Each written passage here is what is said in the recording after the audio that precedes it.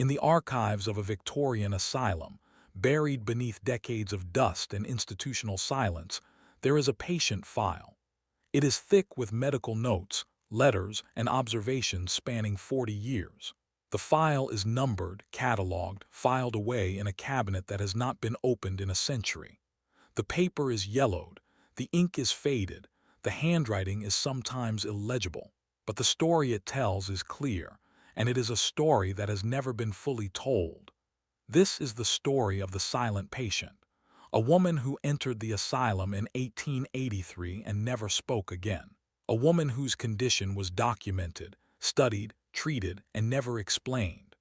A woman whose silence was so profound, so complete, that it became a presence in itself. A weight that filled her room, that followed her through the corridors, that marked her as different, as unknowable, as something that the doctors could not cure, could not understand, could not even name. The file begins on a cold morning in November 1883. The patient was brought to the asylum by her husband, a man whose name appears in the admission record but whose face, whose voice, whose story is lost to history. She was 23 years old. She had been married for 4 years. She had no children. She had been admitted to the asylum on the recommendation of a local physician who had been treating her for what he called nervous exhaustion. The symptoms, according to the admission record, were simple. She would not speak. She had stopped speaking 3 months earlier, suddenly, without apparent cause. She had been a talkative woman, her husband said, lively, engaged, full of opinions and observations. And then one morning she had opened her mouth to speak and no sound had come out. She had tried again. Nothing. She had written a note to her husband explaining that she could not speak, that her voice was gone, that she did not know why. And then she had written nothing more. She had sat in her chair, looking out the window, waiting. Her husband had waited with her for a day, for a week, for a month. He had hoped that her voice would return. It did not. He had called the doctor. The doctor had examined her, had found no physical cause for her silence, had prescribed rest, quiet, the removal of all sources of stress. She had rested. She had remained silent. The doctor had recommended the asylum. The admission diagnosis was acute melancholia with hysterical mutism. The term melancholia was a Victorian catch-all for depression, for sadness, for the kind of despair that had no visible cause. Hysterical was another Victorian catch-all, a term that referred to the uterus, that suggested that the problems of women originated in their wombs, that the female body was inherently unstable, prone to disorders that had no physical explanation. Mutism was the only precise term in the diagnosis. It meant simply that she would not speak. The doctors did not know why. They did not know if it was physical or psychological. They did not know if it was a symptom or a condition. They only knew that she was silent, and that her silence was a problem that needed to be solved. The patient was assigned to a room on the 3rd floor of the asylum's east wing. It was a small room with bare walls, a wooden bed, a single chair, and a window that looked out onto the grounds. The window was small, set high in the wall, too high to see anything but the sky. The patient sat in her chair and she looked out the window and she did not speak. She did not cry. She did not laugh. She did not react to the nurses who came to check on her, to the doctors who came to examine her, to the other patients who passed by her door. She sat and she looked and she waited. The medical notes from the first weeks are brief, clinical, detached. Patient remained silent. No response to verbal stimuli. No response to physical stimuli. Eats when food is placed before her. Drinks when water is offered. No voluntary movement beyond necessary functions. No indication of distress. No indication of awareness. Condition unchanged. The doctors were puzzled. They had seen patients who refused to speak, patients who were catatonic, patients who were lost in their own worlds. But this patient was different. She was not catatonic. She was not lost. She was present. She sat in her chair and she watched. She followed the nurses with her eyes as they moved around her room. She turned her head when the doctors entered. She seemed to hear, to see, to understand. But she did not respond. She did not speak. She did not even attempt to speak. It was as if the connection between her mind and her voice had been severed, as if the words that formed in her thoughts could not reach her lips, as if her silence was not a choice but a condition, a state of being that she could not alter. The first treatment was rest. The Victorian Asylum was founded on the principle of rest, of removing the patient from the stresses of the outside world, of providing a quiet, orderly environment where the mind could heal. The patient was given a room of her own, a bed of her own, a routine of meals and walks and quiet activities. She was not restrained. She was not isolated. She was given the same care as the other patients, the same attention, the same hope that rest would restore her. It did not. She remained silent. The second treatment was the water cure. Hydrotherapy was a popular treatment in Victorian asylums, based on the belief that water could calm the nerves, soothe the mind, restore the balance of the body. The patient was wrapped in wet sheets, submerged in cold baths, sprayed with jets of water that were designed to stimulate the circulation, to shock the system, to break the pattern of illness. The medical notes describe the treatments in detail. Patients submitted to the water cure without resistance, no vocal response, no facial expression, body temperature decreased, pulse remained steady, no improvement. The water cure did not break her silence. The third treatment was isolation. The patient was moved to a room in the basement, away from the other patients, away from the light, away from the routine of the asylum. She was left alone with only her silence, with only the darkness, with only the hope that solitude would force her to speak. The medical notes from this period are brief. Patient in isolation. No change. No response. No speech. After a month, she was returned to her room on the third floor. She had not spoken. She had not attempted to speak. She had not changed. The doctors were frustrated. They had tried rest. They had tried water. They had tried isolation. They had tried the treatments that were supposed to work, the treatments that had cured other patients, the treatments that were recommended by the leading physicians of the day. Nothing had worked. The patient remained silent. She sat in her chair and she looked out her window and she waited. The doctors began to record their theories in the medical notes. One doctor believed that the patient was suffering from a lesion of the brain, a physical condition that had destroyed her capacity for speech. Another believed that she was suffering from hysterical paralysis, a psychological condition that had turned her voice against her. A third believed that she was malingering, that her silence was a choice, that she could speak if she wanted to, that she was refusing to speak as a way of controlling her environment, of punishing her husband, of escaping the responsibilities of her life. The notes from this period are marked by a growing frustration, a sense that the patient was resisting the doctors, that her silence was a wall that they could not breach. Patient continues to refuse speech. No evidence of physical impairment. No evidence of cognitive deficit. Patient appears to understand all that is said to her, responds to questions with eye contact but no verbal response. It is the opinion of this physician that the patient's mutism is voluntary and that she should be treated accordingly. The treatment that followed was harsher. The patient was subjected to what the doctors called the moral treatment, a regimen of discipline, routine, and consequences designed to break her resistance. She was deprived of privileges. Her meals were reduced. Her chair was removed, replaced with a wooden stool. She was required to stand for hours at a time, to walk the corridors, to perform tasks that were meaningless, repetitive, exhausting. The theory was that her silence was a form of rebellion, and that rebellion must be met with authority. The doctors believed that if they made her life uncomfortable enough, she would choose to speak, would choose to cooperate, would choose to rejoin the world of the living.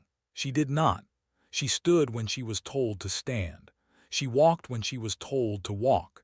She performed the tasks that were given to her, and she remained silent. Her silence was not broken by the harshness of the treatment. It was not broken by the cold, by the hunger, by the exhaustion. It was not broken by the doctors who shouted at her, who threatened her, who demanded that she speak. She looked at them with her quiet eyes, and she did not speak. And the doctors, frustrated, angry, defeated, wrote in their notes, "Patient remains obstinate, no progress, no improvement, no hope." But the patient was not obstinate. She was not resisting. She was not choosing silence. The letters that were found in her room years later suggest something else entirely. They were hidden beneath the floorboards, tucked into the crevices of her room, written on scraps of paper, in handwriting that grew smaller and more cramped as the years passed. They were never sent. They were never read by anyone until after her death, and they tell a story that the medical notes do not contain. The first letter was written in the winter of 1883, shortly after her admission. "I am in a place where the walls are green and the windows are high. I can see the sky, but I cannot see the ground. I can hear voices, but I cannot answer them. My voice is gone. I do not know where it went. I open my mouth to speak, and there is nothing. I try to say my name, and there is silence. I try to call for help, and there is nothing. I am here. I am awake. I am waiting. But I cannot speak." The second letter was written in the spring of 1884. "The doctors say that I am choosing to be silent. They say that I am stubborn, that I am resisting, that I am punishing them. They do not understand. I am not choosing.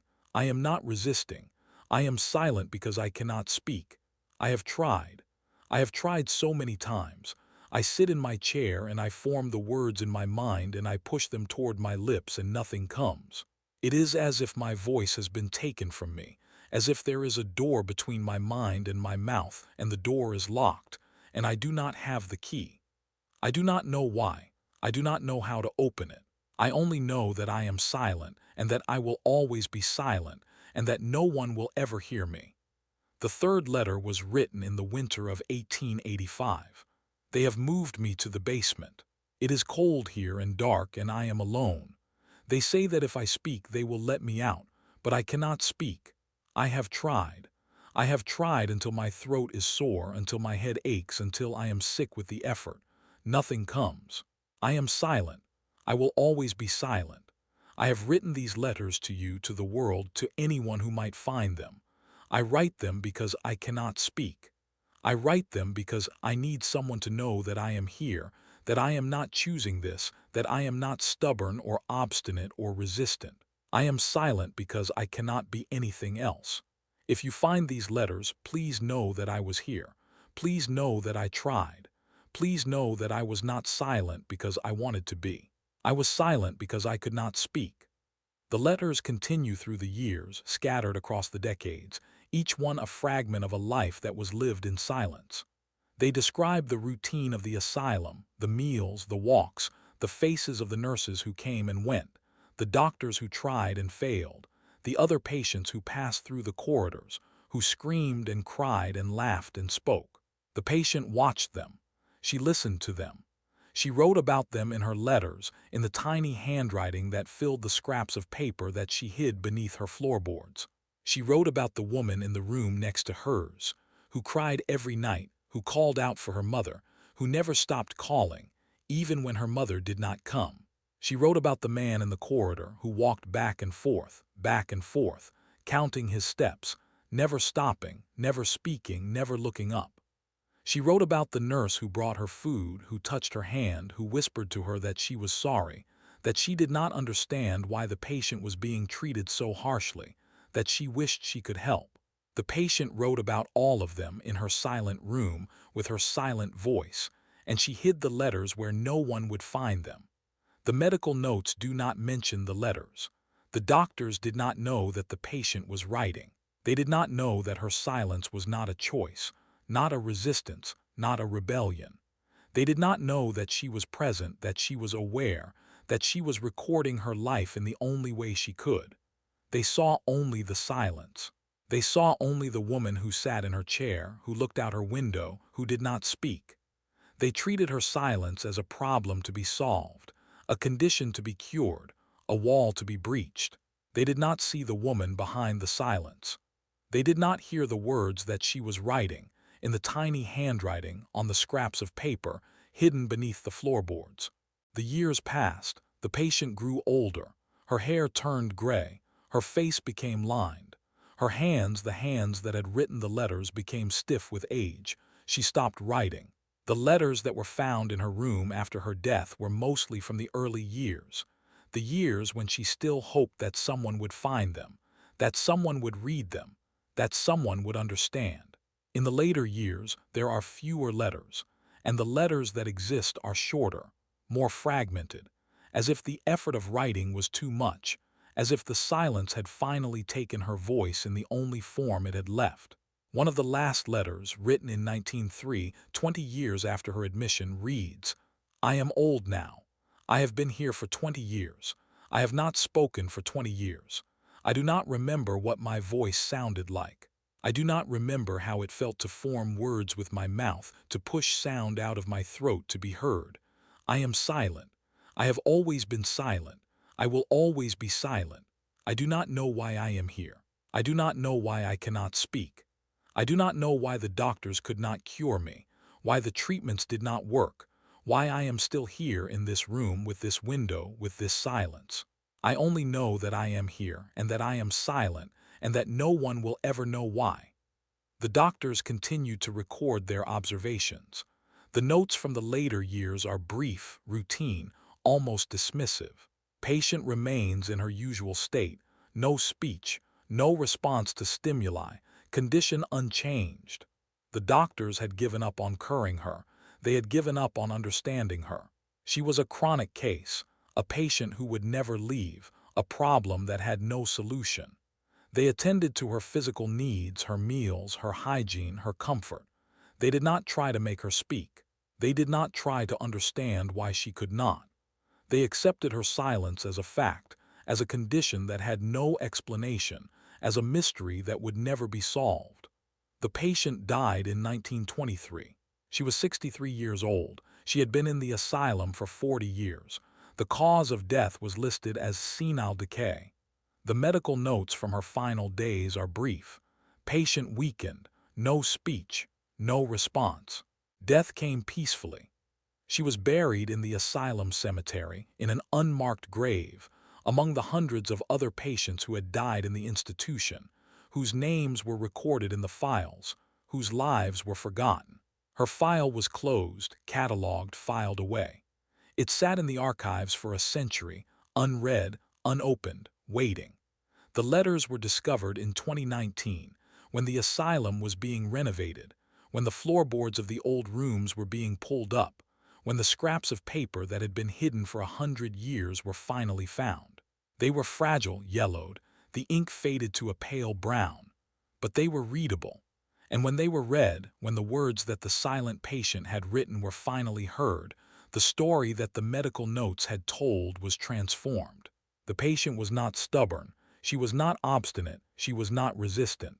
She was a woman who had lost her voice, who had been placed in an institution, who had been subjected to treatments that were designed to break her, and who had survived for 40 years in silence, writing letters that no one would read, hiding them beneath the floorboards, hoping that someone, someday, would find them and know that she was there, that she was not choosing silence, that she was not silent because she wanted to be. The letters do not explain her condition. They do not tell us why she stopped speaking, why her voice never returned, why the treatments that were supposed to cure her failed. They only tell us that she was there, that she was aware, that she was writing, that she was waiting. And they raise the question that the medical notes do not answer. What was wrong with the silent patient? Was it physical? A stroke, a lesion, a neurological condition that destroyed her capacity for speech? Was it psychological?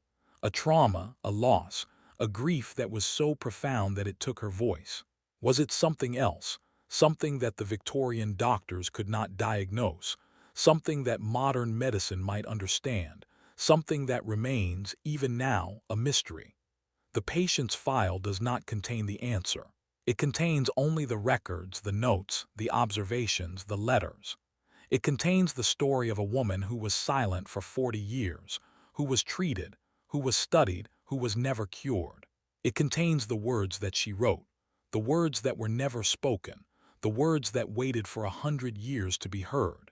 And it contains the silence that surrounded her, the silence that the doctors could not break, the silence that she carried with her to her grave, the silence that remains, even now in the archives, in the file, in the story that has never been fully told. The silent patient is gone. Her file is closed, but her silence remains. It remains in the letters that were found beneath the floorboards, in the words that she wrote but never spoke, in the questions that her story raises about the nature of illness, the nature of treatment, the nature of silence. It remains in the memory of the asylum, in the corridors where she walked, in the room where she sat, in the window where she watched the sky.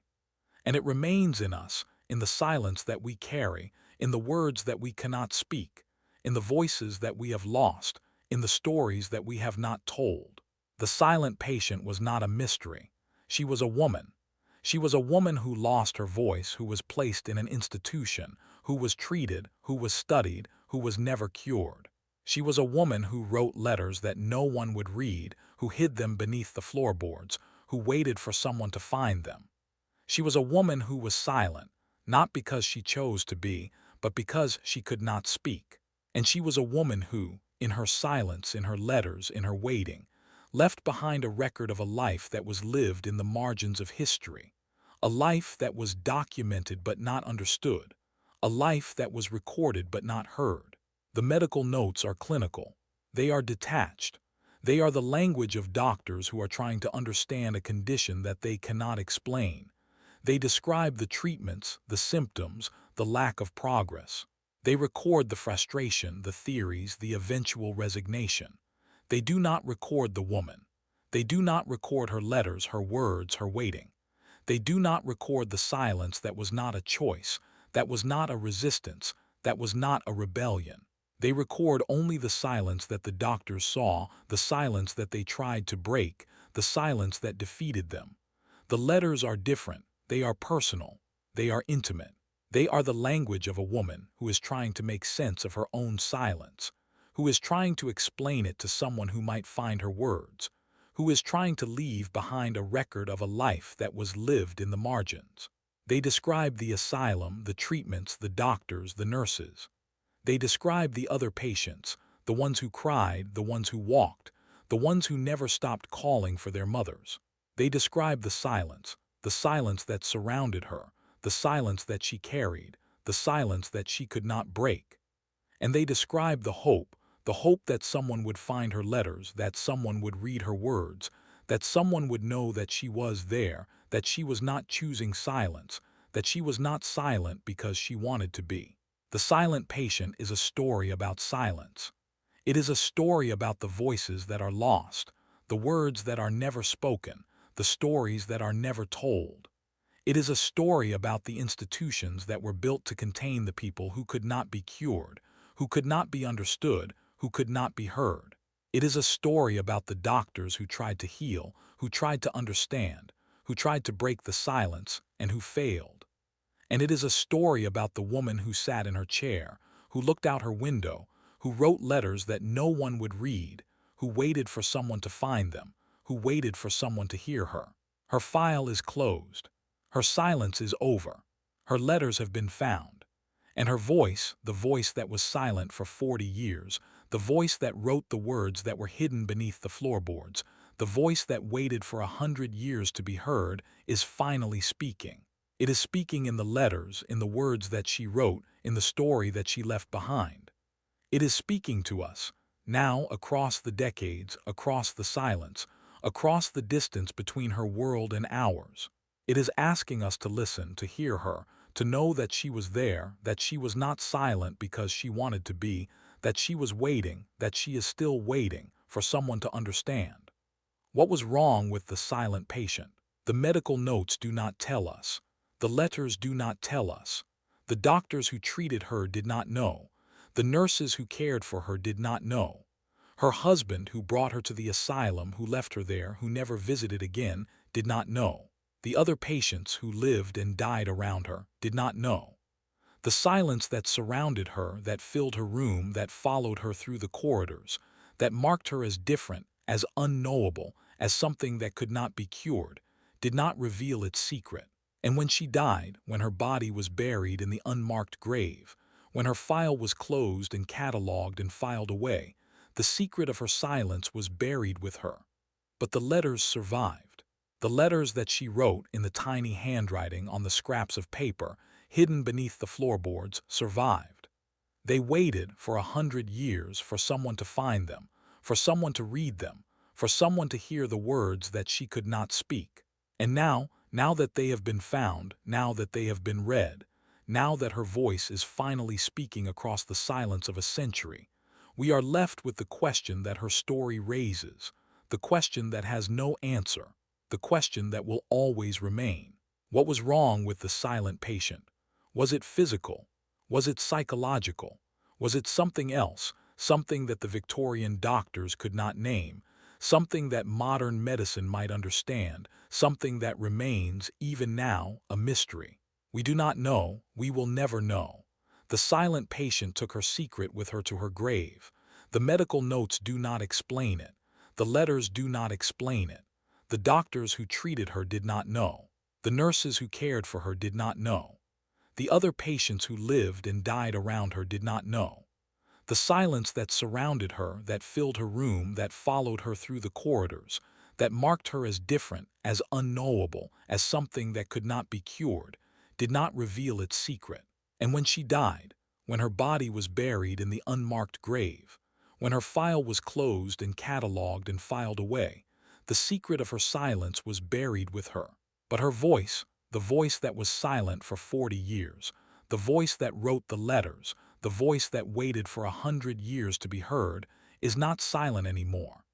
It is speaking in the letters, in the words that she wrote, in the story that she left behind. It is speaking to us now across the decades, across the silence, across the distance between her world and ours.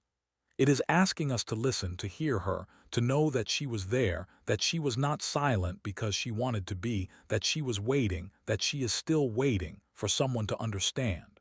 And it is asking us to remember her, to remember that she was a woman, not a case file, not a diagnosis, not a mystery to be solved. She was a woman who lost her voice, who was placed in an institution, who was treated, who was studied, who was never cured. She was a woman who wrote letters that no one would read, who hid them beneath the floorboards, who waited for someone to find them. She was a woman who was silent, not because she chose to be, but because she could not speak. And she was a woman who, in her silence, in her letters, in her waiting, left behind a record of a life that was lived in the margins of history, a life that was documented but not understood, a life that was recorded but not heard. The silent patient is gone. Her file is closed. Her silence is over. But her voice, the voice that was silent for 40 years, the voice that wrote the letters, the voice that waited for 100 years to be heard, is finally speaking. And we are listening.